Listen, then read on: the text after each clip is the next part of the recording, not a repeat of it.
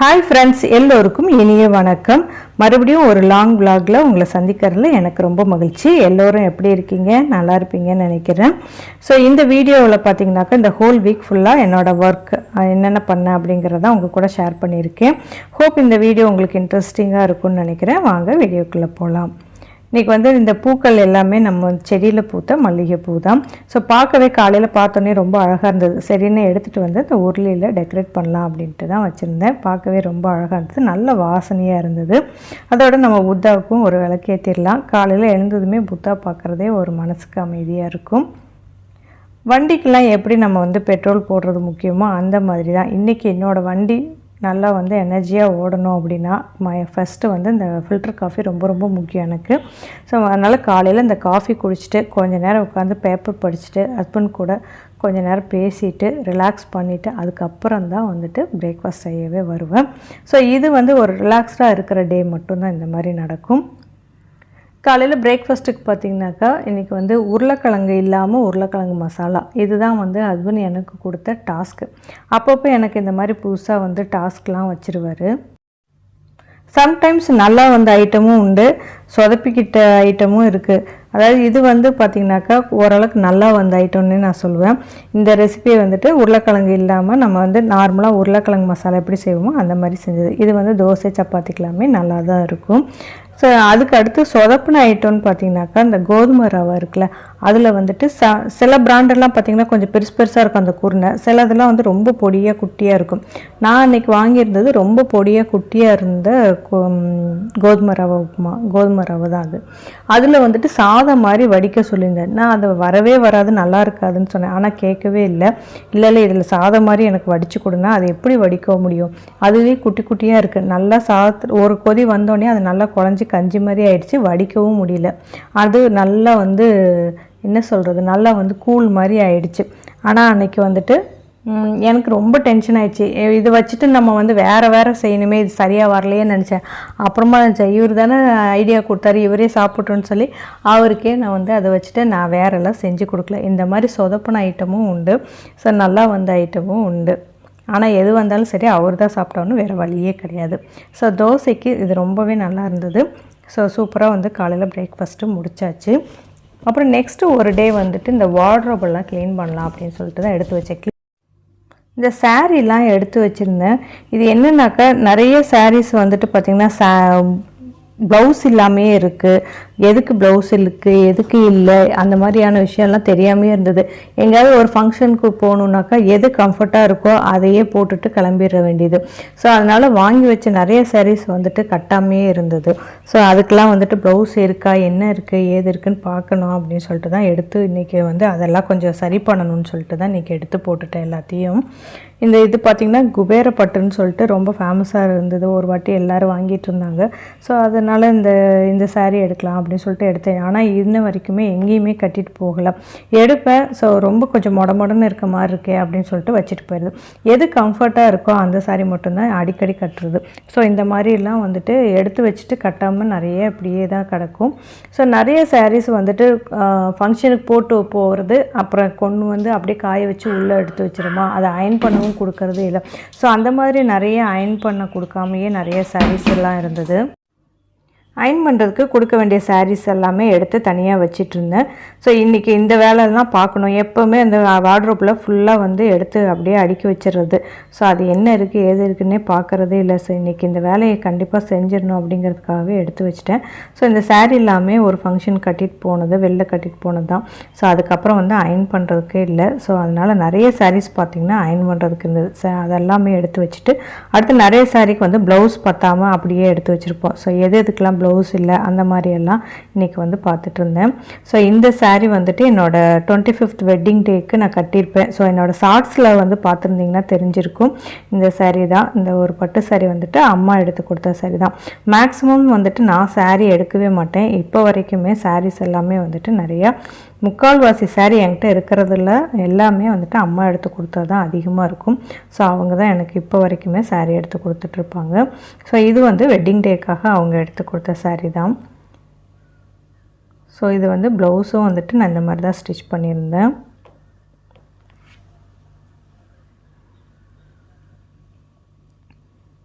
Next பார்த்திங்கன்னா என்னோடய favourite sari அப்படின்னா இந்த கலர் தான். ஒரு மாதிரி பீச் கலர். இது ரொம்ப அழகாக இருக்கும் இந்த சாரியும். ஸோ இதுவுமே ஒரு ஃபங்க்ஷன் கட்டிட்டு போயிட்டு அப்படியே வந்து ஆற வச்சு அப்படியே எடுத்து வச்சிட்டேன். ஸோ இதுவும் வந்துட்டு இன்னும் அயன் பண்ண கொடுக்கல. ஸோ அதனால் அயன் பண்ணுறதுக்கே நிறைய சாரீ இருந்தது. ஸோ அதெல்லாமே எடுத்து ரெடி பண்ணி வச்சுட்டு இருந்தேன். ஒரு ஆர்வத்தில் எல்லா சாரீலாம் எடுத்து வச்சுட்டேன் வெளியில். ஆனால் இந்த சாரியை பார்த்தா எங்கேருந்து தான் நமக்கு இந்த எனர்ஜியே வருமோ தெரியல. டைம் போனதே தெரியல. ஃபுல்லாக வந்துட்டு இதுலேயே உட்காந்து இதையே பார்த்துட்டு ரொம்ப டைம் ஆகிடுச்சு அன்றைக்கி. ஸோ சாரீ எல்லாமே வந்துட்டு எடுத்து வச்சுட்டேன். ஏன்னா ரொம்ப லேட் ஆகிடுச்சு. இதை பார்த்துட்டு இருந்ததுலேயே டைம் போனதே தெரியவே இல்லை. ஸோ உங்கள்கிட்ட காமிக்கிற ஒரு ஆர்வத்தில் அப்படியே எல்லாத்தையும் எடுத்து போட்டுட்டேன். மறுபடியும் எல்லாத்தையும் அடுக்கி எடுத்து வைக்கிறதுக்குள்ளே போதும்னு ஆயிடுச்சு. ஸோ அயனுக்கு கொடுக்க வேண்டிய சாரீஸ் எல்லாமே எடுத்து அடுக்கி வச்சிட்டேன். அப்புறம் ப்ளவுஸ் இல்லாத சாரீஸ் எல்லாம் எடுத்து வச்சாச்சு. ஸோ இந்த மாதிரி எல்லாத்தையும் செப்பரேட் பண்ணி எல்லாத்தையும் எடுத்து வச்சுட்டு இருந்தேன். இந்த சாரீ பார்த்திங்கன்னா இன்னும் நான் வந்து கட்டலை. இதுவுமே அம்மா எடுத்து கொடுத்த சாரீ தான். இந்த பட்டு சாரியுமே இன்னும் கட்டவே இல்லை. ஸோ எப்படா ஏதாவது ஃபங்க்ஷன் வரும்னு வெயிட் பண்ணிகிட்ருக்கேன். ஸோ ஏதாவது ஃபங்க்ஷன் வந்துச்சுன்னா கண்டிப்பாக இந்த சாரீ தான் கட்டணும்னு எடுத்து வச்சுருக்கேன். ஸோ இந்த கலர் காம்பினேஷனே எனக்கு ரொம்ப பிடிச்ச கலர் இது. இந்த ப்ளூ கலர் வந்து என்னோடய ஃபேவரட். இந்த பிங்க்கும் வந்துட்டு ரொம்ப பிடிச்ச கலர். ஸோ அதோட காம்பினேஷனில் இந்த சாரீ வந்துட்டு ரொம்பவே நல்லாயிருக்கு. ஸோ இதுவுமே வந்துட்டு ப்ளவுஸ் எல்லாம் தைச்சி எடுத்து வச்சாச்சு. ஸோ இன்னும் வந்து இந்த சாரீ கட்டவே இல்லை. இனி அடுத்தெல்லாம் ஃபங்க்ஷன்ஸ் நிறையா வரும். ஏன்னா வைகாசி மாதம் பிறந்துச்சு. ஸோ நிறைய முகூர்த்தம்லாம் இருக்குது. ஸோ அதுக்காக வந்துட்டு சாரீ வந்து கட்டுறதுக்காக வெயிட் பண்ணிகிட்ருக்கேன். இந்த பட்டு சாரீ பார்த்திங்கனாக்கா இதெல்லாம் பழைய பட்டு சாரீ. கிட்டத்தட்ட இதெல்லாம் வந்து ஒரு 20 வருஷம் ஆயிடுச்சு. இந்த பட்டு சாரீலாம் அப்போ வந்து எனக்கு மெயின்டைன் பண்ணவே அவ்வளோவா தெரியாது. அதனால் அதை அப்படியே மடித்த வாக்கிலே மடித்து வச்சனால அது நிறைய வந்து அந்த மடிச்சிருந்த இடத்துலலாம் விட்டு போயிடுச்சு சாரீலாம். அதனால் அந்த சாரீ எல்லாமே கொஞ்சம் தனியாக எடுத்து வச்சிட்ருக்கேன். ஸோ அதெல்லாம் என்ன பண்ணுறதுன்னு தெரியல. அதனால் அந்த பட்டு சாரீ, இந்த கிழிஞ்ச பட்டு சாரீ எல்லாமே தனியாக எடுத்து வச்சிட்ருக்கேன். இந்த க்ரீன் வந்து பார்த்திங்கன்னா சூப்பராக இருக்கும். இந்த நல்ல டார்க் க்ரீன் பட்டு சாரீ. இது வந்து என்னோடய தலை தீபாவளிக்கு அம்மா வீட்டில் எடுத்து கொடுத்த சாரீ. இன்னுமே வச்சுருக்கேன். ரொம்ப பிடிக்கும் இந்த சாரீ. இது வந்து ஒரு மெரூன் கலர் பட்டு சாரீ தான். இதெல்லாம் வந்து தங்கச்சி கல்யாணத்துக்காக எடுத்து கொடுத்த சாரீ இதெல்லாம். ஸோ இதெல்லாம் வந்து ரொம்ப பழசாயிடுச்சு ரொம்ப. இருந்தாலும் இது இப்போ வந்து லேட்டஸ்ட்டாக நம்ம என்ன எடுக்கிறோமோ அதுதான் நம்ம கட்டிட்டு போவோம். ஸோ அதனால் இந்த பட்டு சாரியெல்லாம் எடுத்து வச்சுருக்கேன். இதெல்லாம் என்ன பண்ணுறதுன்னு தெரியல. ஸோ அதெல்லாம் அந்த மாதிரியான சாரியெல்லாம் தனியாக எடுத்து வச்சுருக்கேன். ஸோ இது வந்துட்டு ஒரு சாஃப்ட் சில்க் சாரீ தான் இது. இதுவுமே ரொம்ப கட்டுறதுக்கே ரொம்ப கம்ஃபர்ட்டாக இருக்கும். ஸோ அதனாலேயே நிறைய ஃபங்க்ஷனுக்கு இந்த சாரீ தான் கட்டிட்டு போவேன். ரொம்ப நல்லாயிருக்கும். இது வந்து கலர் நல்லா இருக்கேன்னு வாங்கினேன். ஆனால் ஒரு டைம் தான் கட்டினேன். அதுக்கப்புறம் கட்டவே இல்லை. ஸோ இது வந்து ஒரு காட்டன் சாரீ. ரொம்ப கம்ஃபர்ட்டாக இருக்கும் இந்த சாரீலாம். இதுவும் வந்து இந்த மாதிரி கம்ஃபர்ட்டாக எது இருக்கோ அதுதான் நான் அடிக்கடி கட்டுவேன். ஸோ அதெல்லாமே அடிக்கடி கட்டுற சாரீஸ் தான். இது வந்து ஒரு பட்டு சாரீ தான். ஸோ இந்த சாரீலாம் பார்த்திங்கன்னா ப்ளவுஸ் தைச்சி வச்சுட்டேன். ஸோ இந்த மாதிரி ஆர்டினரி ப்ளவுஸ் எல்லாமே நானே ஸ்டிச் பண்ணிக்குவேன். முன்ன வந்துட்டு நானே தான் ஸ்டிச் பண்ணிகிட்டு இருந்தேன். இப்போ தான் கொஞ்சம் வந்து கால் பெயின் இருக்கிறனால கொஞ்சம் ப்ராப்ளம் இருக்கனால தைக்கிறது இல்லை. ஸோ ஆனால் வந்துட்டு இந்த மாதிரி ஆர்டினரி ப்ளவுஸ் எல்லாமே நானே தான் தைச்சிட்டு இருந்தேன். இந்த சாரீலாம் எடுத்துருக்கேன். எடுத்து இன்னும் வந்து இந்த ஓரம் கூட அடிக்கலை. ப்ளவுஸ் மட்டும் தைச்சி வச்சேன். அந்த ஓரம் வந்து இன்னும் அடிக்கவே இல்லை. ஸோ இந்த மாதிரி ஓரம் அடிக்காமல் யூஸ் பண்ணாத சாரீஸே வந்துட்டு இருக்குது. ஸோ அதெல்லாம் என்ன இருக்குது ஏது இருக்குன்னே தெரியாமையே அப்படியே ஒரு மூலையில் இருந்துச்சு. ஸோ அதெல்லாம் தான் இன்றைக்கி எடுத்து வச்சுட்டு சரி அடுத்து நெக்ஸ்ட் டைம் அதெல்லாம் கட்டணும் அப்படிங்கிறதுக்காக எடுத்து எல்லாம் ரெடி பண்ணிகிட்டு இருந்தேன்.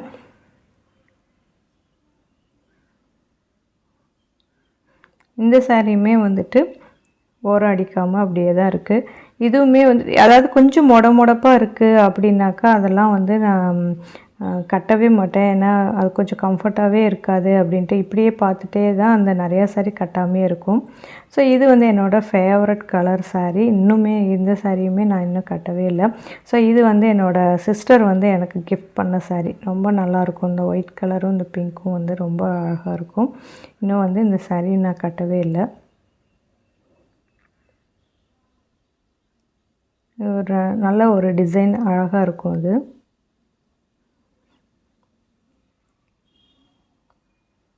இந்த மாதிரி இது மிக்ஸ்டு ப்ளவுஸ் மேட்சிங்னு சொல்லிட்டு ஒரு டைம் இதுவும் வந்து ரொம்ப ஃபேமஸாக இருந்துச்சுல. ஸோ அந்த டைம் வந்துட்டு ஒரு ரேண்டமாக ஒரு 4 கலர் வந்து எடுத்துகிட்டு வந்துட்டேன். அந்த கலருக்கெலாம் சாரீ இருக்கா இல்லையான்னு கூட எனக்கு தெரியாது. ஸோ நான் பாட்டுக்கு பிடிச்ச கலர் ஒரு 4 கலர் எடுத்துகிட்டு வந்து தச்சும் வச்சுட்டேன். ஸோ இப்போ தான் அதை வந்து எடுத்து எந்த சாரீக்கு இதெல்லாம் மேட்சாக இருக்கும்னு பார்த்துட்டு இருந்தேன். இந்த கேரளா டைப் சாரீ இருக்குல்ல, இது வந்து எடுத்திருந்தேன். ரொம்ப ஆசைப்பட்டு தான் எடுத்தேன். இந்த சாரீ ரொம்ப நல்லாயிருக்கும். ரொம்ப ப்ளைனாக இல்லாமல் இதில் வந்துட்டு இந்த ஒரு மயில் இருக்கும். அதுக்காகவே இந்த சாரீ எடுத்தேன். ரொம்ப அழகாக இருக்கும் இது. இதுவும் வந்து இந்த ஒன் டைம் தான் கட்டியிருந்தேன். ஸோ எல்லோரும் இந்த கேரளா சாரீ கட்டுவாங்களே, ஸோ அதனால் ஆசைக்கு எடுத்தேன். ஆனால் பட் நமக்கு அந்தளவுக்கு நமக்கு யூஸ் கிடையாது. நம்ம ரெகுலராக நம்ம சாரியை நம்ம எங்கேயும் கட்டிட்டு போக மாட்டோம். ஸோ ஒரே ஒரு டைம் வந்து திருவான்ட்ரம் போனப்போ கோயிலுக்கு போயிருந்தப்போ கட்டியிருந்தேன் நான். ஸோ கேரளா போகிறோமே அப்படின்னு சொல்லிட்டு அப்போ எடுத்து கட்டிட்டு போனது தான் அந்த சாரீ. ஸோ அந்த ப்ளவுஸ் இதுக்கு கொஞ்சம் மேட்சிங்காக இருக்குதுன்னு எடுத்து வச்சேன். அதுக்கடுத்து இந்த சாரீக்கு இந்த வைலட் கலர் நல்லாயிருக்கும்ன்ட்டு இது கொஞ்சம் மேட்சிங்காக இருக்கும். அதோட வைலட் கலர் இருக்குது அதில் காம்பினேஷன். ஸோ அதனால் இது மாதிரி தான் பார்த்து எடுத்து வச்சிட்ருந்தேன். இந்த சாரீக்கு இந்த ப்ளவுஸ் நல்லா இருக்கான்ட்டு கொஞ்சம் சொல்லுங்கள். மேட்சிங்காக தானே இருக்குது. ஒரு வழியாக எல்லாத்தையும் எடுத்து அடுக்கி வச்சுட்டு அடுத்த வேலையை பார்க்க போயிட்டேன். இதிலே இருந்தோம்னாக்கா இன்றைக்கி டைமே ஓட்டிடுவோம் அப்படின்ட்டு கிளம்பிட்டேன். ஸோ இது வந்து பார்த்திங்கன்னா ஒன் டே வந்துட்டு மல்லிகைப்பூ வாங்கினோம். இந்த உதிரி மல்லிகைப்பூ வாங்கியே ரொம்ப நாள் ஆச்சு. இந்த பூ கட்டி வந்து ரொம்ப நாள்னு கூட இல்லை, ரொம்ப வருஷமே ஆயிடுச்சு. இந்த உதிரிப்பூ வாங்கி கட்டினதே இல்லை. சரி இதுக்கு டைம் ஆகும்ன்ட்டே நம்ம வந்து கட்டின பூவே தான் வாங்கிட்டு இருந்தேன். ஸோ அன்றைக்கி கட்டின பூ இல்லை, உதிரிப்பூ தான் இருக்குனாங்க. சரி வாங்கி நம்ம கட்டியும் ரொம்ப நாள் ஆச்சு அப்படின்னு சொல்லிட்டு தான் வாங்கினேன். ஸோ எனக்கு இந்த உதிரிப்பூ கட்டுறது வந்து ரொம்பவே பிடிச்ச ஒரு வேலை. ஆனால் அதை உட்காந்து பொறுமையாக கட்டணும். இருந்தாலும் கட்டினாலும் மனசுக்கு வந்து ரொம்ப நிம்மதியாக ஒரு மாதிரி நல்லாயிருக்கும். இந்த பூ கட்டுறதெல்லாம் பார்த்திங்கன்னா சின்ன வயசில் பாட்டி வீட்டில் எல்லாம் தோட்டம் இருக்கும். அங்கே வந்து கனகாம்பரம், அந்த ராமர் பூன்னு சொல்லுவாங்களே, டிசம்பர் பூ, இதெல்லாம் இருக்கும். அதெல்லாத்தையுமே பறித்து ஒன்றா கலந்து அங்கே பக்கத்துலேயே வாழை மரம் இருக்கும். அப்படியே வாழை நாரை உருவி, அப்போல்லாம் நூல் கிடையாது. சின்ன வயசில் நாங்கள் இருக்கும்போதெல்லாம் நூல்லாம் இல்லை. அந்த வாழை நாரை அப்படியே கட்டி தலையில் வச்சுட்டு போயிடுவோம். ஸோ அந்த சின்ன வயசுலலாம் இந்த பூ கட்டுறதுக்கெலாம் யாரும் உட்காந்துலாம் சொல்லி கொடுக்க மாட்டாங்க. அந்த பெரியவங்க கட்டுறதை அப்படியே பார்த்துட்டு அப்படியே கட்ட வேண்டியது தான். ஸோ எங்கள் பாட்டிலாம் சொல்லுவாங்க, கண்ணு பார்த்தா கை செய்யணும் அப்படிம்பாங்க. உட்காந்துலாம் சொல்லிலாம் கொடுக்க மாட்டாங்க.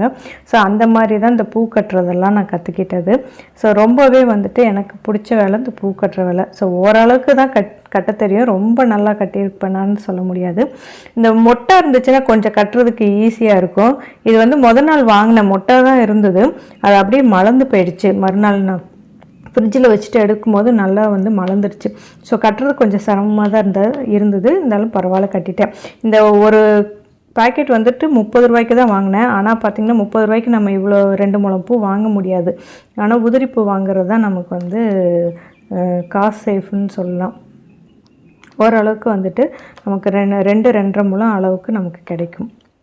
ஸோ அடுத்து வந்து நான் பார்த்த வேலை பார்த்திங்கனாக்கா இந்த வாழைப்பூ க்ளீன் பண்ணுறது. ஸோ வாழைப்பூ வாங்கினாவே ஃபஸ்ட்டு வந்து வடை தான். அதுக்கப்புறம் தான் கூட்டோ பொரியலோ மிச்சம் இருந்த பூவில் செய்கிறதுக்கு. ஸோ அதனால் ஃபஸ்ட்டு வந்து வாழைப்பூ வடை செஞ்சிடலாம் அப்படின்னு சொல்லிட்டு இந்த இதுதான் வந்து எடுத்து செஞ்சுட்டு இருந்தேன், க்ளீன் பண்ணிகிட்டு இருந்தேன். ஸோ நான் ஷார்ட்ஸில் வந்துட்டு போட்டிருப்பேன், வாழைப்பூ வந்து ரொம்ப கசப்பாக இருந்தது அப்படின்னு சொல்லிட்டு. பொரியல் வந்து கசப்பாக இருந்தது, அது என்னன்னு தெரியல. ஆனால் வடை செய்யும் போது நல்லா இருந்துச்சு. ஒருவேளை இந்த பருப்பு கூட மிக்ஸ் பண்ணி நம்ம வந்து வடையாக சுட்டனால அப்படி இருந்ததா என்னன்னு தெரியல. ஆனால் வடை வந்து ரொம்ப டேஸ்ட்டாக தான் இருந்தது, கசப்பு இல்லை. ஆனால் பொரியல் மிச்சம் இருந்த பூவில் பொரியல் பண்ணேன், அது வந்து கொஞ்சம் கசப்பாக இருந்தது. அது என்ன ரீசன்னு தெரியல. ஸோ வாழைப்பூ வடைக்கு கடலைப்பருப்பு வந்து ஊற வச்சுருந்தேன். ஸோ அதை வந்து வச்சுட்டு வாழைப்பூ வடை தான் செஞ்சுருந்தேன். அதாவது இந்த வாழைப்பூ வடை வந்து பார்த்திங்கன்னா ஸ்நாக்ஸாக சாப்பிட்றத விட சாம்பார் சாதம் இல்லைனா ரச சாதத்துக்கு வந்து நம்ம சைட் டிஷ்ஷாக சாப்பிட்றது ரொம்ப நல்லாயிருக்கும். எங்கள் வீட்டில் பார்த்திங்கனாக்கா வெறும் ரசம் வச்சு இந்த வாழைப்பூ வடையை வச்சுருவாங்க. ஸோ ரொம்ப நல்லாயிருக்கும். இந்த வாழைப்பூ வடைக்கும் ரசத்துக்குமே சூப்பராக இருக்கும். இந்த பருப்பு கூட காஞ்ச மிளகாய், கொஞ்சம் அந்த பூண்டு இதெல்லாம் சேர்த்து நம்ம குறப்பாக அரைச்சிட்டு இந்த வாழைப்பூவை வந்துட்டு சில பேர் வந்து வேக வச்சு இதில் வந்து ஆட் பண்ணுவாங்க. நம்ம வந்து லைட்டாக வந்து ஒரு ஓட்டி மிக்சியில் வந்துட்டு ஒரு பல்ஸ் கொடுத்து நம்ம வந்து அரைச்சி இதில் போட்டோம்னாக்கா அந்த வாழைப்பூவோட ஃப்ளேவர் வந்து நல்லாயிருக்கும் அந்த வடையில். ஸோ சோம்பு ஃப்ளேவரும் ரொம்ப நல்லாயிருக்கும். அதனால் சோம்பு வந்து எங்களுக்கு ரொம்ப பிடிக்கும் அந்த வாசனை. அதனால் நிறையா சோம்பு சேர்த்துட்டு வெங்காயம் நம்ம நார்மலாக வடைக்கு என்னெல்லாம் சேர்ப்போமோ அதெல்லாம் சேர்த்துட்டு நல்லா பிசைஞ்சிட்டு வாழைப்பூ வடையும் அன்றைக்கி வந்து சூப்பராக வந்து சுட்டாச்சு. இன்றைக்கி வந்து சாம்பார் தான் வச்சுருந்தேன்.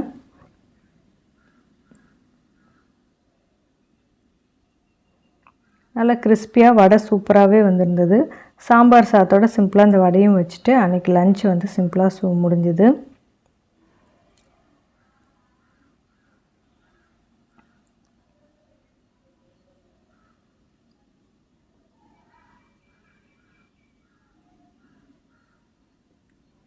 நல்லா கிறிஸ்பியாக சூப்பராக இருந்தது வடையும்.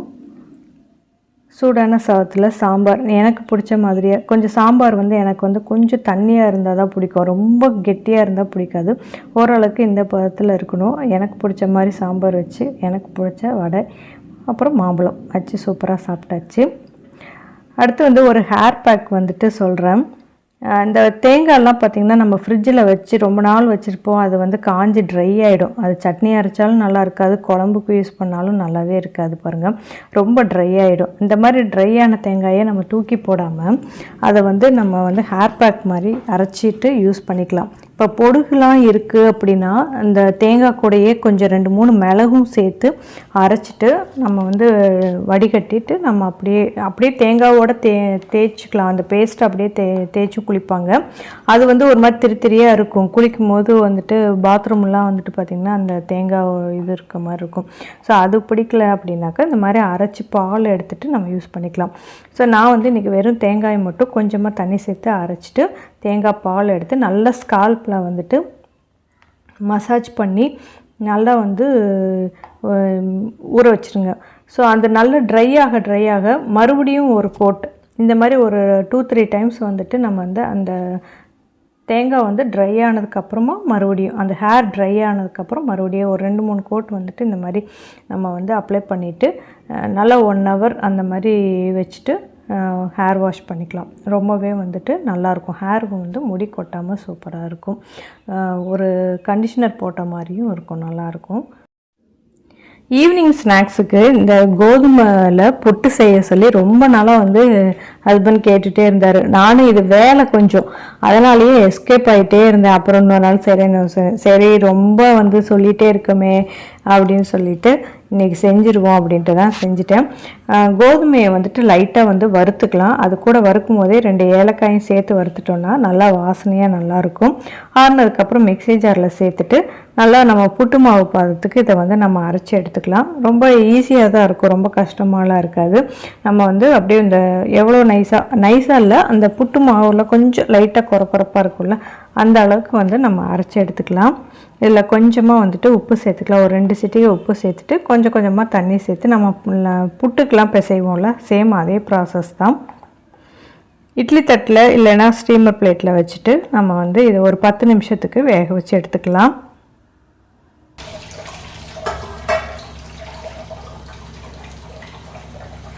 இது நல்ல ஹெல்த்தியும் கூட. இந்த ஸ்நாக் வந்துட்டு பார்த்திங்கன்னா இந்த கோதுமை புட்டு ரொம்பவும் ஹெல்த்தியாக இருக்கும், நல்லாயிருக்கும். நல்லா ஃபைபர் இதெல்லாம் வந்து நல்லாயிருக்கும். ஆனால் செய்கிறது கொஞ்சம் வேலை தான், கொஞ்சம் மெனக்கெட்டு செய்யலாம்.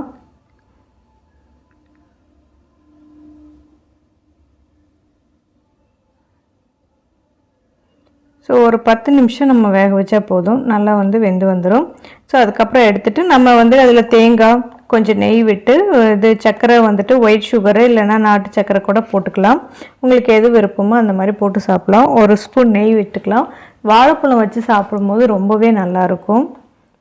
இது வந்து ஸ்நாக்ஸாக இல்லாமல் மார்னிங் பிரேக்ஃபாஸ்ட்டுக்கு கூட எடுத்துக்கலாம். நல்லா ஃபில்லிங்காக தான் இருக்கும்.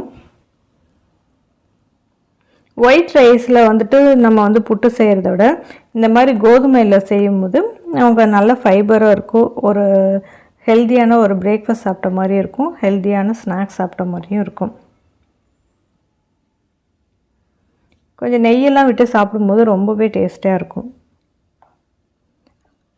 ஆனால் அந்த கோதுமையை வறுத்து செய்கிறதா கொஞ்சம் கடியாக இருக்கும். பட் இருந்தாலும் பரவாயில்ல, நம்ம கொஞ்சம் ஹெல்த்தியாக வீட்டுக்கு நம்ம செஞ்சு கொடுக்கணும் அப்படிங்கும்போது இதை செய்யலாம் தான். நான் வந்து ஹஸ்பண்ட்க்கு வந்துட்டு கொஞ்சம் சுகர் ஃப்ரீ போட்டு கொடுத்துட்டேன். அவருக்கு வந்து நான் சுகர் சாப்பிட மாட்டாங்க, அதனால் சுகர் ஃப்ரீ கொஞ்சம் போட்டு கொடுத்துட்டேன். வீட்டில் வந்து நீங்கள் வந்து டயபெட்டிக் பேஷண்ட் இருக்காங்க அப்படின்னாக்கா நீங்கள் வந்து இந்த நம்ம சுகர் தான் போடணுன்ட்டு இல்லை, நம்ம சுகர் ஃப்ரீ இருக்கும் இல்லையா, டிசைர் தான் நான் யூஸ் பண்ணுறேன். அந்த சுகர் ஃப்ரீ வந்துட்டு கொஞ்சம் யூஸ் பண்ணுறது கொஞ்சம் சேஃப் அப்படின்னு தான் சொல்கிறாங்க. ஸோ அதனால் வந்து சுகருக்கு பதிலாக இதுதான் கொடுத்துருக்கேன். சாட்டர்டே கோயம்பேடு மார்க்கெட் போயிருந்தோம். அங்கே வந்து அந்த கோயம்பேடு மார்க்கெட்டுக்குள்ளே பச்சை ட்ரேடர்ஸ் அப்படின்னு சொல்லிட்டு ஒரு ஆர்கானிக் ஷாப் இருக்குது, அங்கே தான் போயிருந்தோம். இங்கே ஏன் போனோம் அப்படின்னாக்கா அந்த தூய மல்லி அரிசி இங்கே வந்து இருக்குது அப்படின்னாங்க. எங்கள் ஏரியாவில் வந்து அது கிலோ 110 ரூபா. ஸோ கொஞ்சம் என்கொயரி பண்ணப்போ அங்கே வந்து கிலோ வந்து 68 ரூபா சொன்னாங்க. சரி மொத்தமாக ஒரு 25 கிலோ பேக்கை எடுத்துகிட்டு வந்துடலாம் அப்படின்னு சொல்லிட்டு தான் அவ்வளோ தூரம் போனோம். ஏன் அவ்வளோ மெனக்கிட்டு அந்த ரைஸ் வாங்குறோம்னா அதில் நிறைய ஹெல்த் பெனிஃபிட் இருக்குது அந்த தூயமல்லி ரைஸில். இதோட வந்து நார்மல் ரைஸ் சாப்பிடும்போது சுகர் பேஷண்ட்டாக இருக்குன்னா சுகர் வந்து ஜாஸ்தியாகும், அது பயந்து தான் சாப்பிடணும் நார்மல் ரைஸ்னால். இந்த தூயமல்லி ரைஸ் ரொம்பவே நல்லாயிருக்கும், நல்லா கண்ட்ரோல் ஆகுது. ஸோ அதுக்காக தான் வந்து வாங்க போயிருந்தோம். இது கூடவே வந்து கம்பு சோளத்தில் நூடுல்ஸையும் வாங்கிட்டு வந்திருந்தோம். தேங்காய் எண்ணெய் இதெல்லாமே கொஞ்சம் ஆர்கானிக்காக இருந்தது, அதெல்லாமே அங்கே வந்து வாங்கிட்டு இருந்தோம். ரொம்பவே நல்லா இருந்தது. ஸோ அவ்வளோதான், வீக் ஃபுல்லாக நான் என்ன நடந்ததுன்னு உங்கள்கிட்ட ஷேர் பண்ணிட்டேன். ஸோ வீடியோட எண்டுக்கு வந்துட்டோம். இந்த வீடியோ பற்றின உங்களோட கருத்துக்களை பதிவிடுங்க. தேங்க்ஸ் ஃபார் வாட்சிங். பாய்.